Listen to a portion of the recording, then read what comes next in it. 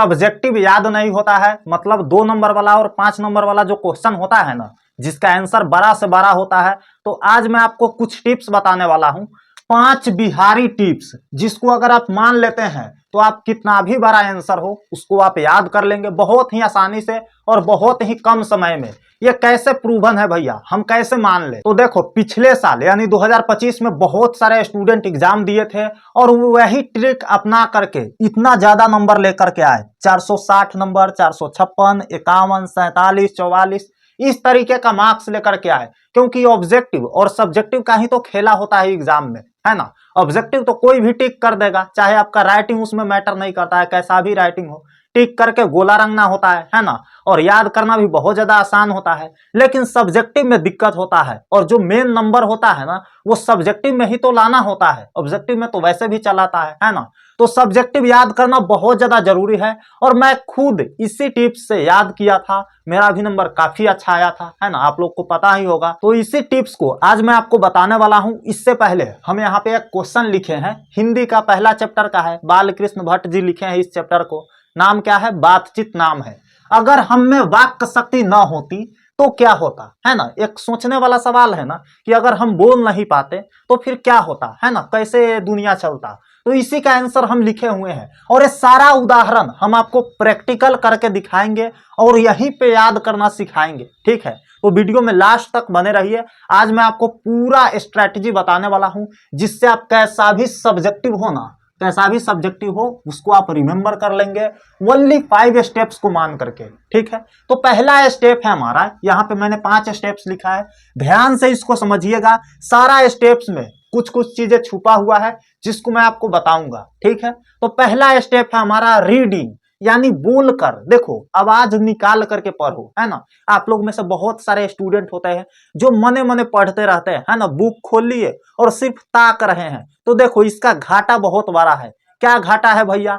तो घाटा यह है, आपका नजर बुक पर है लेकिन आपका मन कहीं और है, आप सोच कुछ और रहे हैं, तो फिर याद कहां से होगा, है ना। पता चलेगा कि घंटों बीत गया, बहुत देर पढ़ लिए और याद कुछ भी नहीं हुआ, आउटपुट कुछ भी नहीं निकला। तो इसका एक ही सलूशन है, क्या करके? बोल करके पढ़ना है ना।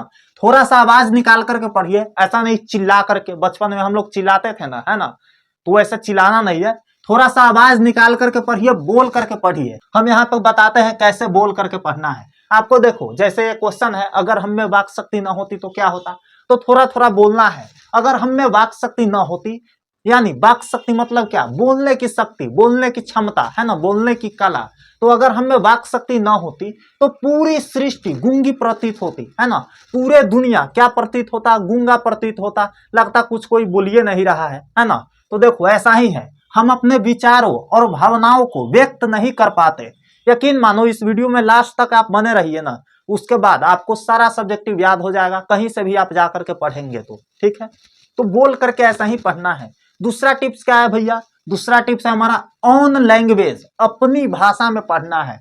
जरूरी नहीं है जो किताब में लिख दिया वही हम पढ़ेंगे, है ना। देखो, यहाँ पे अपना भाषा में हम थोड़ा कन्वर्ट किए हैं, यहाँ पे बोलने की शक्ति। अब किताब में वाक शक्ति लिखा है, हम यहाँ पे क्या लिख दिए?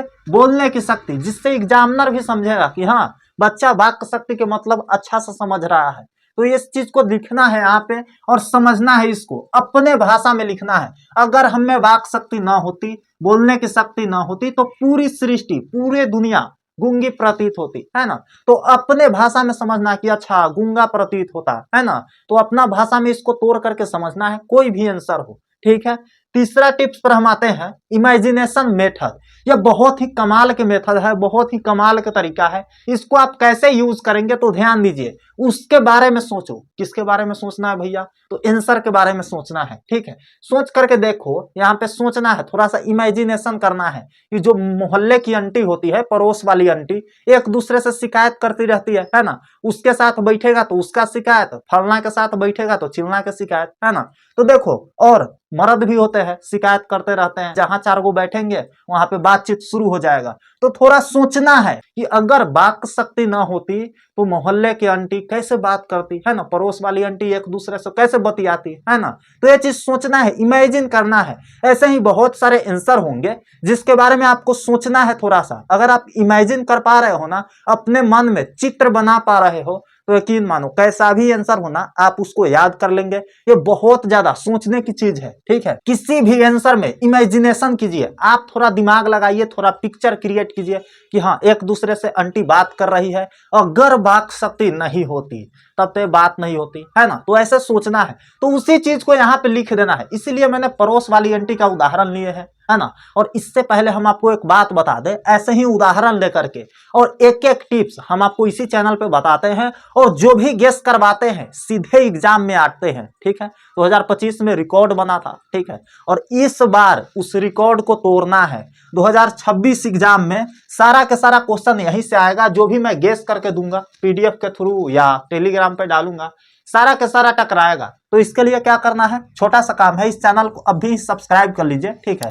मार्कर नहीं चल रहा है, सब्सक्राइब कर लीजिए और इस वीडियो को लाइक कर दीजिए, ठीक है। यहीं पे सारा कुछ आपको मिलने वाला है इसी चैनल पे, ठीक है। चलिए 4 नंबर टिप्स को देखते हैं। 4 नंबर टिप्स है हमारा डिवाइड इनटू पार्ट्स। भाग में तोड़ करके डिवाइड करना है, छोटा छोटा पार्ट कर देना है। जरूरी नहीं है कि आपको पूरा आंसर याद कर लेना है, ये तो छोटा आंसर है ना। ये बड़ा आंसर रहता तो हम कैसे याद करते कि अगर हम में वाक शक्ति ना होती, बोलने की शक्ति ना होती, तो पूरी दुनिया गूंगी प्रतीत होती। अच्छा, गूंगी प्रतीत होती, है ना। अब यहाँ तक कौमा तक याद करेंगे, 2-3 बार रीडिंग करेंगे इसको, ठीक है। 3 से 4 बार तो पढ़िए ही, 3-4 बार पढ़ना है। इसके बाद आपको अगले स्टेप, अगले लाइन में बढ़ना है, ठीक है। इसी तरह 5वां टिप्स है हमारा, 5वां स्टेप है रिवाइज टाइम टू टाइम। अब देखो कितना भी बड़ा आंसर हो, कितना भी छोटा आंसर हो, मैटर नहीं करता है। अगर आप उसको रिवाइज नहीं करेंगे ना तो वो याद नहीं रहेगा। ऐसा है भैया, बिल्कुल है, क्योंकि आप रिवाइज नहीं करेंगे तो कितना भी बड़ा आप ज्ञानी है ना, आप भूल जाएंगे, है ना। सब भूलता है, आप भी भूल जाएंगे। उसके बाद लास्ट वाला जो है ना बहुत इंपॉर्टेंट है, जिसको ये सारा टॉपर्स अप्लाई करते थे और मैं खुद इसको मानता था, ठीक है। मॉर्निंग बेस्ट समय है। आप देखो, आप रात में नहीं पढ़ो, रात सोने के लिए बना है, ठीक है। बहुत सारे स्टूडेंट होंगे जो रात में पढ़ाई करते होंगे, देखो पढ़ो, लेकिन कोशिश करो कि सुबह उठना है तो इतना घंटा सो जाते हैं। अगर आप सुबह उठ के कैसा भी आंसर, कितना भी कॉम्प्लिकेटेड हो, कितना भी कठिन हो, उसको अगर आप पढ़ते हैं ना तो वो लॉन्ग समय तक याद रहता है और बहुत जल्दी याद हो जाता है ना। तो सुबह उठ करके कम से कम 1 घंटा तो रीडिंग मारिए ही, ठीक है। 1 घंटा आपको पढ़ाई करना है, 1 घंटा रीडिंग मारना है और समझते हुए याद करना है, ठीक है। आप समझ गया।